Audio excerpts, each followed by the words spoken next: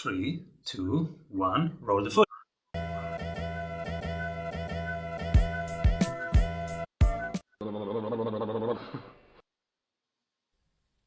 Welcome back, everybody. Simon Severino here, your host. Today we explore with the CEO of Red Clover Advisors how to navigate the next cookieless world, how companies are going to collect even more data, why we should couple belief with persistence, and why we should keep going, especially when it feels hard. Welcome, everybody, Jodi Daniels. Well, hi, thank you so much for having me. Great to be here. Jodi, what are you currently working on?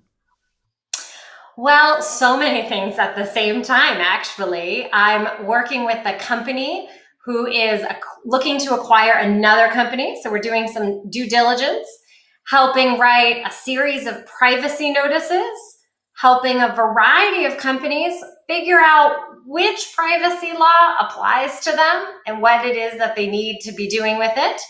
And then my favorite is that intersection of marketing and privacy, working with companies on, can I send that email? Should I send that email?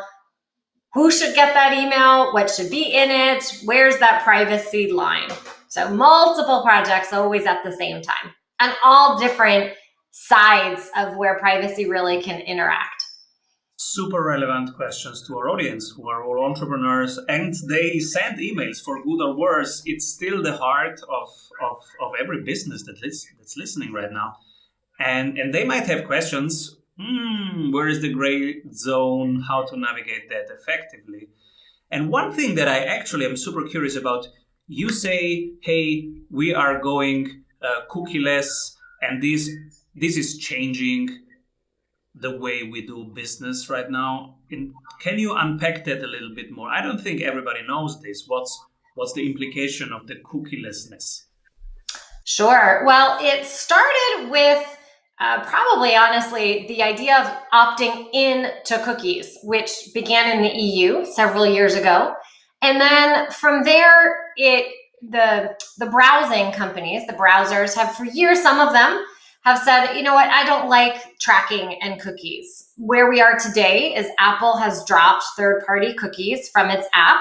And it kind of always dropped third-party cookies from Safari, but now iOS doesn't have that anymore unless I opt in. So it's taken that same opt-in model from the EU and applied it across all apps. So anyone listening, if you haven't updated an app in a while, go update it. And then you're going to see a little pop-up that comes asking, is it allowed to track you or not?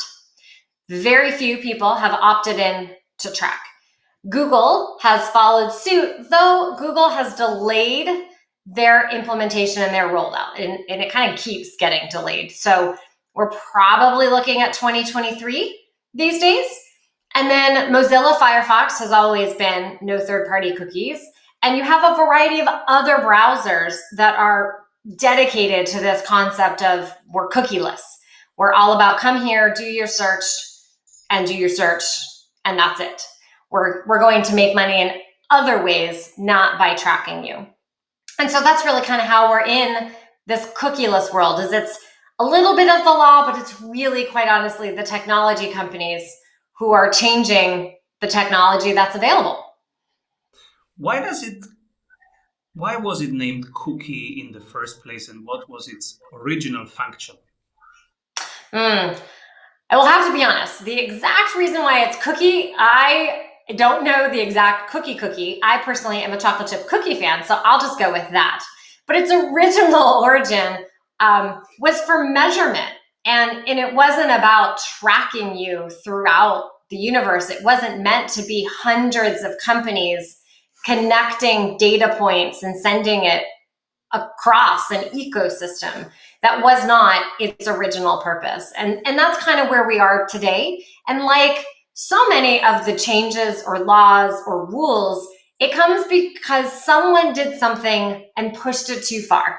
It's kind of like in kindergarten class where the rule got set because someone violated and did something mean. They hit someone. No hitting, everyone has to sit down.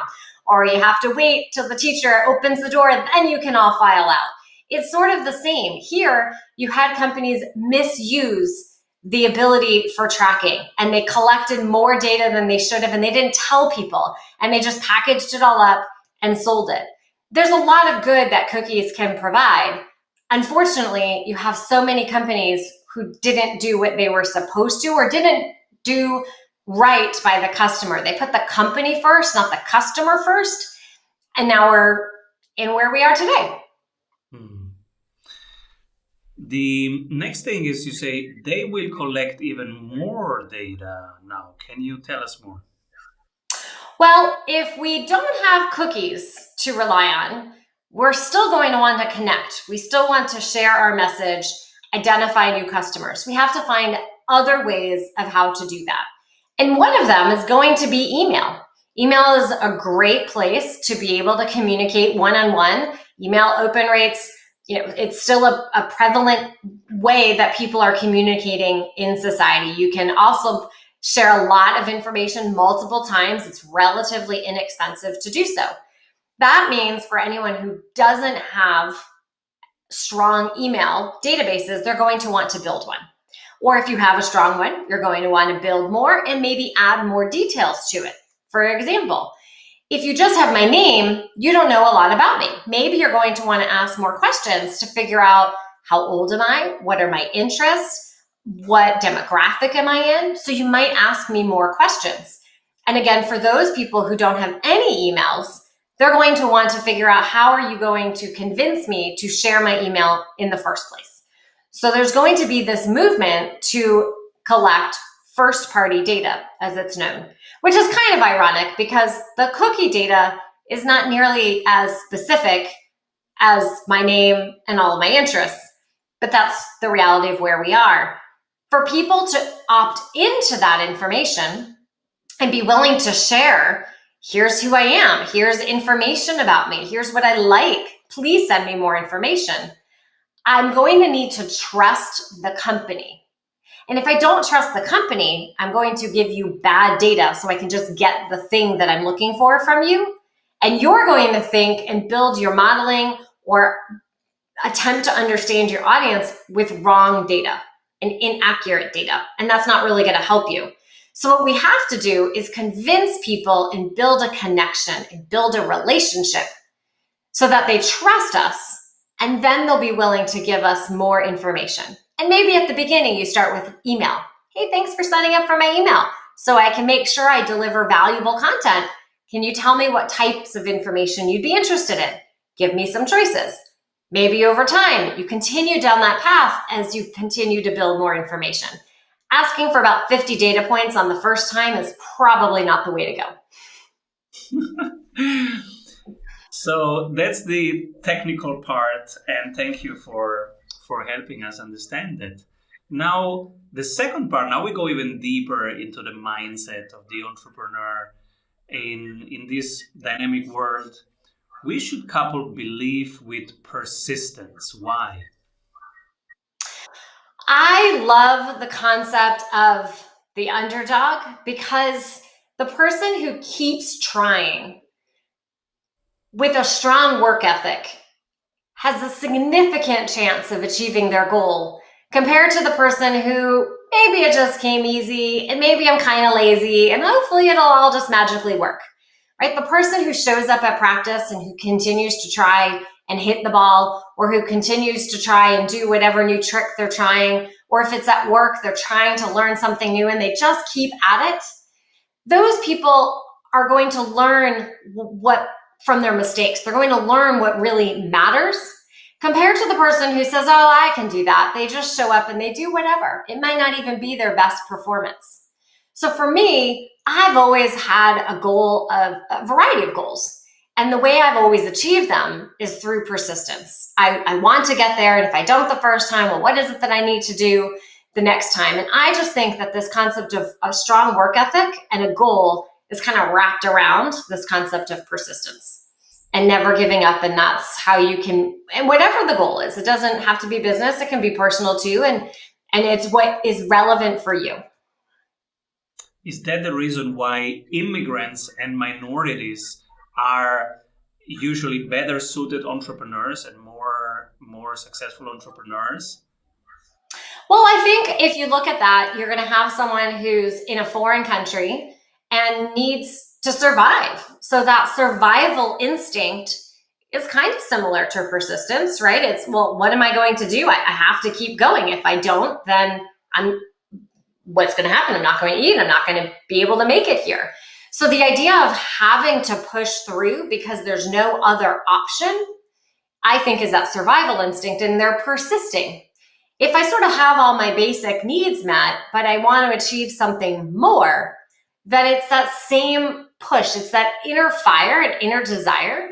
And I don't think you can teach that. That's something that people just have to have. They just want something so badly that they're willing to put everything on the line to get there, or to have some type of a path and not give up and modify as necessary to keep going where it is they're trying to get to.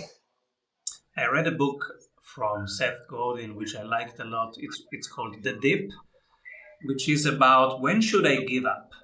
So at the beginning, every project is fun. And then comes this stage where, oh my God, this is so hard. Should I stop it? Or should I pursue? And so how do you tackle that? When should we stop doing something? When should we pursue? How do we know if it's now a moment to pursue? Yeah, it's a great question. It's a great point that he made. I don't think there's a perfectly technical answer, right? I do think, depending what the goal is, there should have been some analysis in there. For example, is it a technical skill that you're trying to meet, and is it a physical thing? Your body physically might not be able to get there. If it's, so you kind of have to look at what the requirements are to achieve the goal. And is there any type of literal physical implementation that's going to be an obstacle?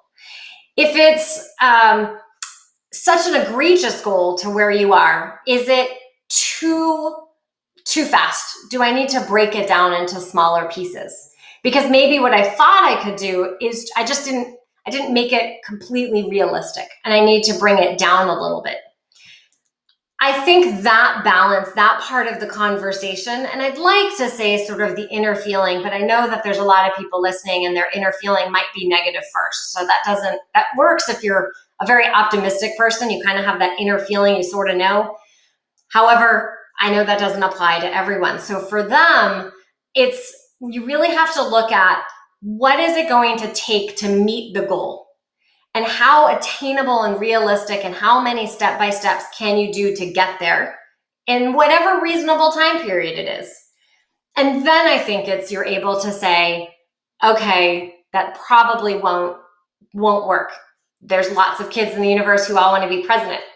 There's only going to be one president. Maybe you have to really look at the age, your demographics, your interests, your political views. You have to look at all these different things. And then you might realize, okay, well, so maybe I'm not going to be president of the United States or of any country.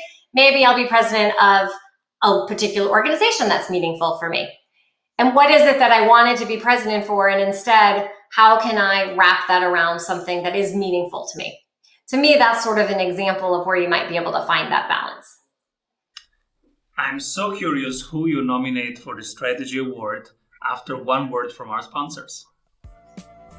Hey, if you like the tools, go grab them for free at strategysprints.com/tools.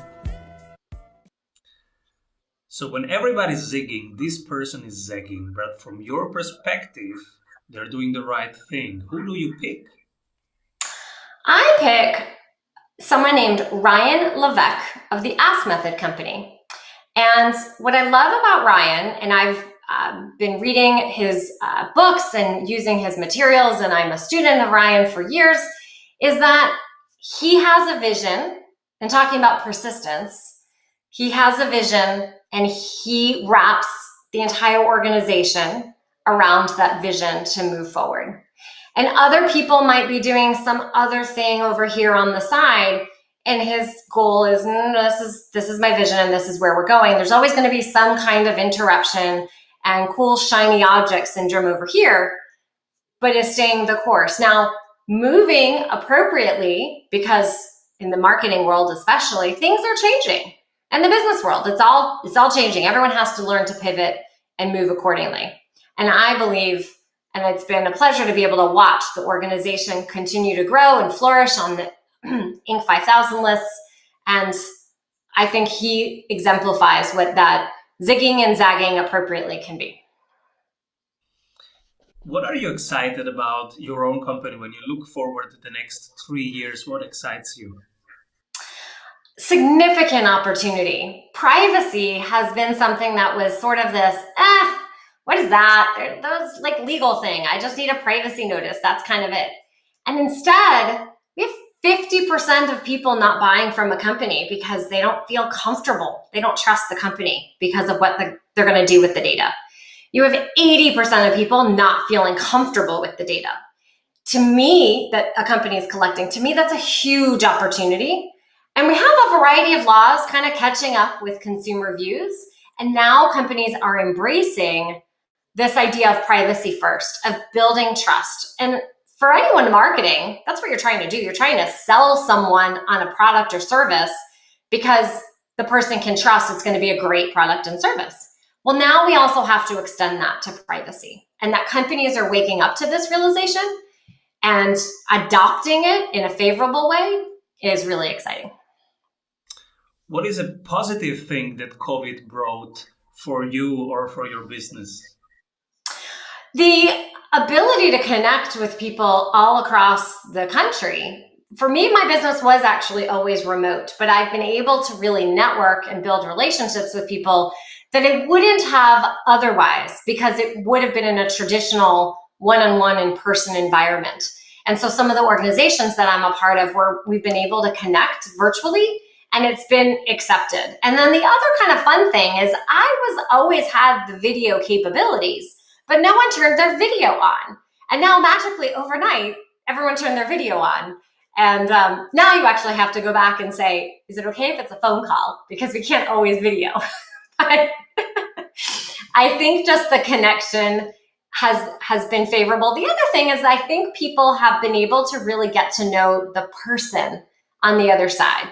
And it's not the kind of the levels of people have been removed, and everyone's been more considered equal. I've been on a phone call with other CEOs and their kids are running around in the background, or the dog's barking, or the doorbell's ringing, and it was okay. And I think before, people would have thought, oh my gosh, well, I have to be all prim and proper. And we're all just people trying to live, and everyone has the same, maybe not same scenarios, but we all have similar type things that we're trying to work through. And I like that it's kind of leveled people to be more equal. That's beautiful. Who should be my next guest? Well, I love my good friend, Kara Brown. And she is a dynamo in the marketing industry and is a fellow entrepreneur here in Atlanta. And I think she would be a fabulous guest. Beautiful. What have you recently changed your mind about? I feel like I change my mind every day about something. I really do. And I think that might be part of an entrepreneur. You sort of see something, and then the next day you're out in the universe and you realize, oh, well, actually what I just did over there, I could make so much better by doing it this way. But I think it's a little bit about how I view people. I love the book, and I don't know if we're going to get to this one, but I love the book Who Not How that I was recently introduced to by Dan Sullivan. And to me, that's really opened my eyes to the idea of, I knew I couldn't always do it all myself, but instead of thinking, well, how am I going to get that done because I don't have the time to also do that, I can think about, I really want to get that done now. Who could I have? Could I have person A, person B, or person C? And so I really like that I guess I've changed how I view getting work done and out the door. So, I'm curious now. So you have found the key to this difficult conundrum of delegation and of automation. So what do you do differently now? Do you have now a bigger team, or how do you implement it? Well, I definitely do have a bigger team. So I very excitingly hired full-time consultants earlier this year. I had always had a group of consultants I worked with, but really trying to build a brand and a culture and a team. approach and grow the company. So that's really exciting. But and realizing that they can do certain things. So like, here, you own that piece of the company. You make it yours and what is meaningful to you. And then I've also built a kind of a bench of other service providers who can help me. And I think I've continuously tried to find the right cadence and fit for me for that. And sort of, that's always a working puzzle. I'm also getting better at understanding what will be successful and what I want that vision to look like and how I communicate. And I think all of that's a little bit of trial and error for each person. What is it that you want that assistance with? Previously, I would always think it was me. I have the knowledge and I have to own it. And now I'm trying to learn how I can package that knowledge up and let someone else who's an expert at writing be able to help write, or an expert at the graphic design, which I am totally not an expert at graphic design. So I didn't even try. Always knew I needed those folks. But just being able to use my community of being able to say, who can help me with X, Y, and Z? And instead of always feeling like it was on me, really realizing I can have different people in my universe. And I'm a firm believer in people should do what they do best and that they like, because they'll shine. This is so important. And we are right now thinking about outsourcing versus, so who should we have in the team and who should we have outside the team? Because next week in our mastermind, we have a big session about outsourcing with the CEO of onlinejobs.ph, who outsources everything and just works 20 hours and spends time with his 5 kids. And his business is flourishing and he has a great life. So we are discussing a lot what to insource, what to outsource. And the hardest step seems to be the beginning of what you have just described. How was your beginning from I have to do this my own to, okay, how can I delegate? It's really hard. I'm still learning. Maybe I need to join your session. So it's definitely a work in process. And I think part of it is realizing that the biggest piece of it, it's all with you, is that you have to communicate out, because someone else can package it and can do it. You just have to teach them. And just like whatever it is that I do, I had to learn. You had to learn what you do. We all had to learn whatever area. And that means someone else can learn it too. And so there is a little bit of a learning curve for both you and the person. And getting comfortable with the learning curve is really helpful. Getting clear on what you want, so being specific, is going to be helpful. And also, and I'm sure you hear this many times, is having a repeatable process. Having the same steps that you want done all the time, documenting what it is that you're looking for, because people can learn your industry, they can learn your tone, they can learn what's important to you. And then you want it to be repeatable so that you're not doing that every single time all over again. And I feel like those would be the big pieces to be able to outsource. And some things are easier to outsource than others. Finance and billing, that's something I really owned for a long time. And now I'm in the process over the last couple months outsourcing that. You don't need to necessarily know the business for a finance and an accounting function. That's a little bit different. I do recommend strong privacy and security controls when it comes to some of those things. But for some of the other areas of your company, it's, I think, just being a good leader, of having a clear vision and articulating strong communication and what the goals and the outcomes should be. Beautiful. And what are 3 books that inspired you? Well, I mentioned one, but I'll mention it again, which is Who Not How by Dan Sullivan. Really love the philosophy of that. An old but goodie, Good to Great by Jim Collins. Love that book. And then a fun one of Oh, the Places You'll Go by Dr. Seuss. Every time I read Oh, the Places You'll Go, it doesn't matter how old, but I have kids, and every time I read it to them, I learn every time. It's such a good reminder and kind of connects with what we talked about earlier on persistence, because no matter what age you are, you're going to run into some type of hurdle, and you have the world is your oyster expression, right? Everything is at your fingertips, and it's going to be kind of a roller coaster ride, but you can have what you make of it. Why is the expression an oyster? Because I never got that. it's another one. I don't know exactly its origin, but from my point of view, the idea of the world is your oyster is it's beautiful, it's open, inside is a pearl. So it's kind of whatever, however big you want it to be, you can have it that way. It's So good. it's really meant to be, big opportunity. It's however big and wide you want it to be, and however beautiful you want it to be, you can. Beautiful. Where can people find Jodi Daniels? Where do you hang out? I hang out the most on LinkedIn, so you can find me there. Jodi Daniels, companies, Red Clover Advisors, our website, redcloveradvisors.com, and we have all kinds of content and information on everything you ever wanted to know around privacy, and a lot on the cookieless marketing pieces that we talked about here. Super cool. Thank you so much, Jodi, for sharing your journey, your wisdom with us. Please come back soon. Thank you so much for having me. Avoid trying to do thousands of things that doesn't work. We have 274 templates for your business success. Reach your ambitious goals with one-on-one sprint coach. We double your revenue in 90 days.